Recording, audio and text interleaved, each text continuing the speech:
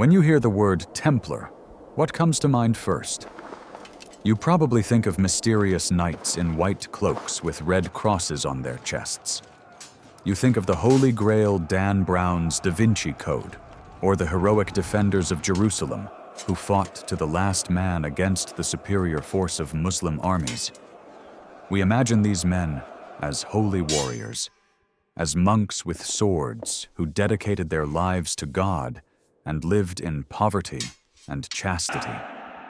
That is the image that pop culture sells us.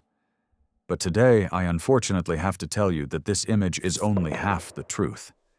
And the other half has absolutely nothing to do with piety, but with hard, cold greed. When we unleash history and look closely, then the Templars were not primarily warriors at all. They were the first multinational operating financial organization in world history. They were the Wall Street of the Middle Ages. They were loan sharks in armor. And if we are honest, they were as powerful and ruthless as a modern mafia. Today, I will show you how a group of poor knights rose to become the richest corporation in the world, and why their downfall had nothing to do with heresy, but with a busted loan. Let us begin in the year 1119. Jerusalem has just been conquered by the Christians. The roads are unsafe. Pilgrims from Europe are ambushed, robbed, and killed. Then 2 French knights step before the king of Jerusalem and offer to protect the roads. Their names are Hugues de Payens and Gottfried von Saint-Omer. They are so poor that they supposedly have to share a horse. That is their founding myth, the poor knights of Christ. But this poverty did not last long, for the Templars had a brilliant business idea that was to change the world. They invented modern banking centuries before there were banks. Imagine you are a pilgrim in the 12th century. You want to travel from Paris to Jerusalem. That is a dangerous journey. If you carry gold coins with you, you are almost guaranteed to be robbed. So what to do? You go into the house of the Templars in Paris. There you hand over your gold coins. The Templar writes you a letter, an encrypted note stating how much you have deposited. With this letter, you travel to Jerusalem without fear of robbers. When you arrive there, you go into the house of the Templars, show the letter, and receive your money paid out in the local currency. The Templars have just invented the traveler's check. And of course, they charged fees for it, fat fees. Within a few decades, the Templars became so unfathomably rich that they no longer knew what to do with the gold. They owned 9,000 estates all over Europe. They had their own fleet. They built fortresses that were so massive that they still stand today. But the most important thing was, they were immune to laws. In the year 1139, the Pope issued a bull stating that the Templars owe accountability to no one except the Pope himself. No king, no bishop, and no local lord was allowed to tax or judge them. Just imagine that. An armed private army operating in your country, paying no taxes, and standing above the law. That is the stuff dictatorships are made of. The Templars exploited this status mercilessly to expand their financial empire. They began to lend money.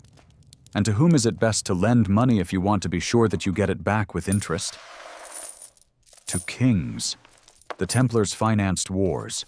They financed the construction of cathedrals. They even managed the state treasury of the French king in their temple in Paris. They were the international monetary fund of the Middle Ages. If a king needed money, he went to the Templars. But woe betide him if he could not pay. The Templars were monks, yes, but they were not nice monks. They collected their debts. They used their military power and their political influence to ensure that the cash flowed. Officially, charging interest was forbidden for Christians, but the Templars were creative.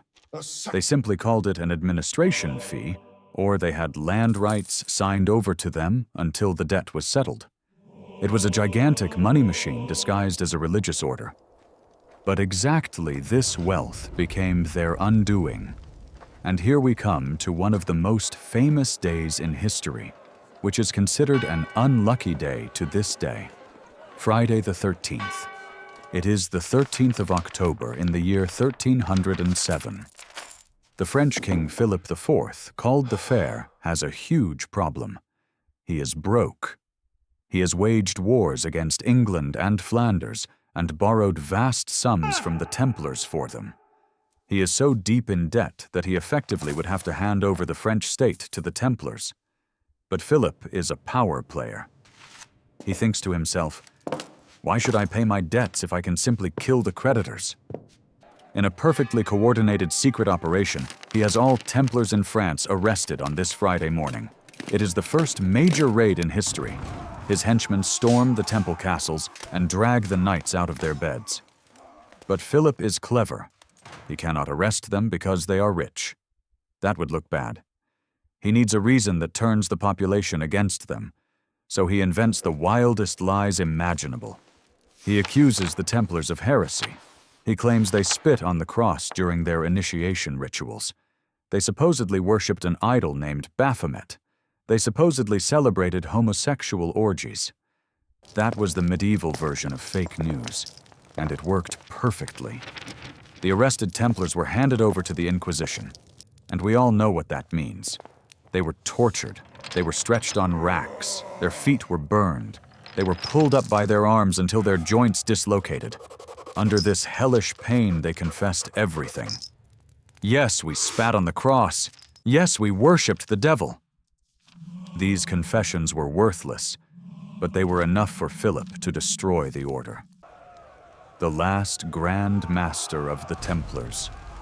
Jacques de Molay was burned at the stake in Paris in March of the year 1314. While the flames licked up at him, he is said to have cursed the king and the pope. And indeed, both died in the very same year. A coincidence? Or the last act of revenge of the Templars? What happened to the gigantic treasure? Philip the Fair never got his hands on it completely. Much of it disappeared into dark channels or passed to the Order of St. John. But one thing is clear. The Templars were not destroyed because they were evil heretics. They were destroyed because they were too successful. They had made the fatal mistake of becoming more powerful than the state in which they lived. They had forgotten that money alone does not protect you when the opponent is willing to break the rules completely. So when we think of the Templars today, we should push the romance aside. These were not dreamy Grail knights. These were tough bankers and logisticians who created a system from which we still benefit today. Checks, transfers, loans. That is their true legacy. They were the pioneers of capitalism long before this word even existed. And their end teaches us a brutal lesson about history. It is almost never about God. It is almost never about faith. In the end, history is almost never about God, and almost never about true faith.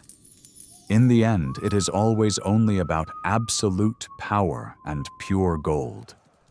The history of the Templars is the ultimate proof of this. It shows us that even the most powerful organization in the world can crumble to dust overnight if it underestimates the wrong enemy. The Templars were visionaries who were shattered by their own arrogance.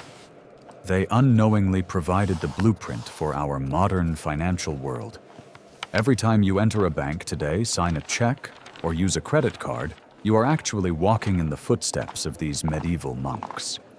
But their fate is also a timeless warning to all the powerful. It shows that no one is safe if he becomes too dangerous to the state. Philip the Fair proved that laws and morality count for nothing when the state treasury is empty and the king is unscrupulous enough. The Templars thought they were untouchable because they had God on their side.